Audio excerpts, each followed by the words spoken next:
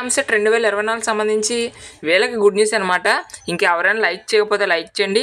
So ఎవరికైనా విషయానికి వచ్చినట్లయితే ఎవరెవరైతే ఇంటర్మీడియట్ ఫెయిల్ అయి ఉన్నారో, ఎవరెవరైతే సప్లిమెంటరీ రిజల్ట్స్ గురించి వెయిట్ చేస్తున్నారో వాళ్ళందరికీ గుడ్ న్యూస్ అనమాట.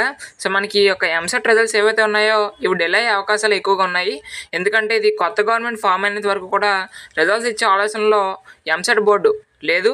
కావాలంటే మీకు ఆర్టికల్ చూసుకున్నట్లయితే ఈ యొక్క ఎంసెట్ ఫలితాల విడుదలలో జాప్యం చేస్తున్నట్లు ఆరోపణలు వ్యక్తమవుతున్నాయి.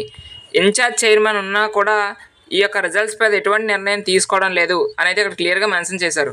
సో మనకి ఈ యొక్క ఎంసెట్ రిజల్ట్స్ అనేవి కొత్త గవర్నమెంట్ ఫామ్ అయినంత వరకు కూడా ఇచ్చేటట్లయితే వీళ్ళు లేరనమాట.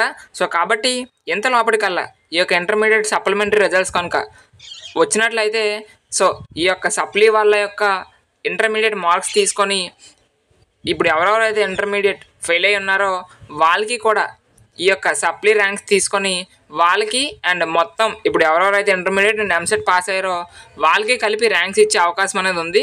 సో ఒక రకంగా ఎవరెవరైతే ఇంటర్మీడియట్ ఫెయిల్ అయ్యారో వాళ్ళందరికీ కూడా గుడ్ న్యూస్ అనమాట. సో మనకి రిజల్ట్ సంబంధించి ఇంకా కూడా ఎటువంటి ఇన్ఫర్మేషన్ కూడా లేదు. ఒకవేళ వచ్చినా మీ వరకు ఇన్ఫర్మ్ చేయడం జరుగుతుంది. కాబట్టి మన ఛానల్ అయితే సబ్స్క్రైబ్ చేయండి. Thanks for watching this video.